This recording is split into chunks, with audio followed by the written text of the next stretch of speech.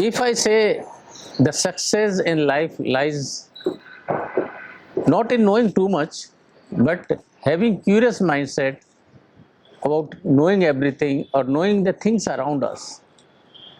Problem क्या होता है कि दोस्तों, as we keep learning too many things we start rigiditing our mind. एक दिमाग की, एक ब्रेन की न्यूरोप्लास्टिसिटी जो होती है उसको हम सेक्रीफाइस कर देते हैं और धीरे धीरे क्या होता है कि एक रिजिडिटा, एक जड़ता की तरफ हम लोग चले जाते हैं। वो जड़ता क्या होती है कि मुझे तो सब कुछ आता है। सो दोस्तों, आज हम बात करेंगे having beginners mindset, fostering beginner mindset, stay curious, stay successful. That is the concept we are going to talk. अगर हम देखते हैं अपनी लाइफ के आसपास जितने भी सफल व्यक्ति हुए हैं, क्यूरियोसिटी एक उनका मूल मंत्र रहा है। अल्बर्ट आइंस्टाइन क्या बोलते थे, याद है आपको? I have no special talent, I am passionately curious about everything around me. He further says that curiosity is more important than knowledge. Knowledge itself will not amount to anything if we are not curious about the things around us. आप Steve job का देखेंगे, जितने भी दूसरे लोग रहे, they are passionately curious about everything around them. Japanese Buddhism जो का कंसेप्ट है, ये इस कंसेप्ट को जीते हैं। और जापानीज जैन बुद्धिज्म में एक कंसेप्ट कहलाता है shoshin. Shoshin means questioning everything,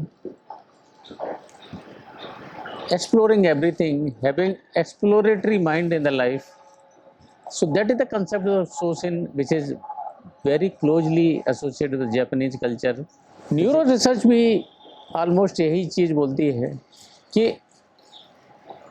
अगर हमारे अंदर ये बिलीफ सिस्टम है कि I can do better things in life, I can explore things in better life, तो क्या होता है कि आपके न्यूरल कनेक्शंस होते हैं, it is proven they can develop at any stage in the life.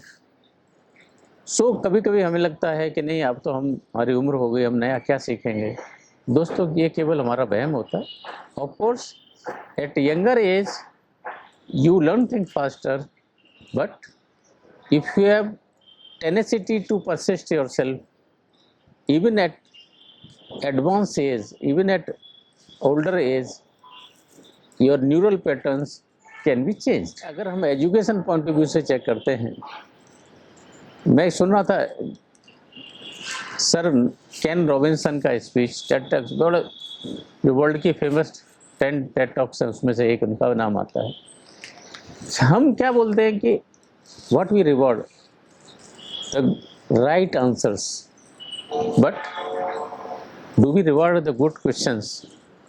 And दोस्तों, हमारे आसपास जो लोग इंटेलिजेंट क्वेश्चंस पूछ सकते हैं, they are the real person who are curious about the things. अगर क्वेश्चन आपका इंटेलिजेंट एनफ है, you can frame around any answer around that. But हमारा क्वेश्चन ही अगर नहीं है तो आंसर उतना ही पुअर आएगा। दूसरा क्या होता है कि ईगो ट्रैप होता है दोस्तों। जितने स्पेशलिस्ट होते हैं अपने एरिया के, एक ब्लाइंड डेवलप करने के चांसेस होते हैं कि they become blind to many things around. इसलिए क्या बोला जाता है, जो बिगिनर माइंडसेट होता है उसको काफ़ी पॉसिबिलिटीज़ दिखती हैं। बिगिनर माइंडसेट को आसमान दिखता है, और जो स्पेशलाइज कर लेते हैं उनको सामने दीवार दिखती है। बिकॉज एक पॉइंट के आगे एक उनका ओपिनियन फॉर्म हो चुका है कि चीज़ें ऐसी ही होती हैं, इसके बियॉन्ड नहीं होती हैं। और दोस्तों, किसी की भी लाइफ में जब ये ओपिनियन फॉर्म हो जाता है कि चीज़ें ऐसी ही होनी है, तो आप दूसरी चीज़ें एक्सप्लोर ही नहीं कर पाओगे। जब एक्सप्लोर ही नहीं कर पाओगे तो आप क्या बिगनर्स माइंडसेट लोगे, क्या न्यूरोप्लास्टिसिटी लोगे, और कौन कौन से कंपनीज हैं, कौन कौन से कंसेप्ट हैं, इसके बारे में गूगल में बोला जाता है कि 20% रूल हो जाता है। So what is 20% rule?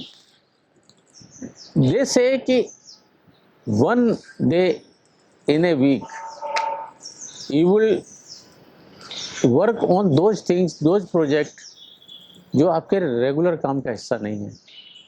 And दोस्तों, जीमेल, गूगल मैप, ये सभी उसी आविष्कार का नतीजा है। होता क्या है कि हम एक चीज़ पर जब लगे रहते हैं तो हम बाद बाकी चीज़ों को एक्सप्लोर नहीं कर पाते हैं। तो जो कल्चर है, इनोवेशन का कल्चर है, क्यूरियोसिटी का कल्चर है, जब हम जो चीज़ें कर रहे हैं उनसे हट के जब जाते हैं तब हम एक्सप्लोर कर पाते हैं। और दोस्तों, ये रिसर्च में पाया गया है कि जो लोग नोबेल लॉरिएट हुए हैं अपने फील्ड के अलावा दूसरे फील्ड में जिन लोगों का इंटरेस्ट है, they are better researcher because they are more curious. तो केवल एक फील्ड में नहीं लगे रहना, एक cross sectional, cross dimensional knowledge का अप्रोच होना, that makes you better person, that makes you a better person who can explore the things.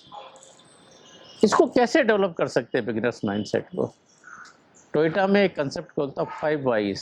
5 wise में क्या होता है कि कोई भी टेक्निकल प्रॉब्लम हमको अगर दिखती है सामने तो हमको क्या दिखती है, ये क्यों हो गया। लेकिन वो पूछते हैं ये क्यों हुआ, ओके ठीक है ये हुआ, इसका क्या रीजन था, इसका क्या रीजन था।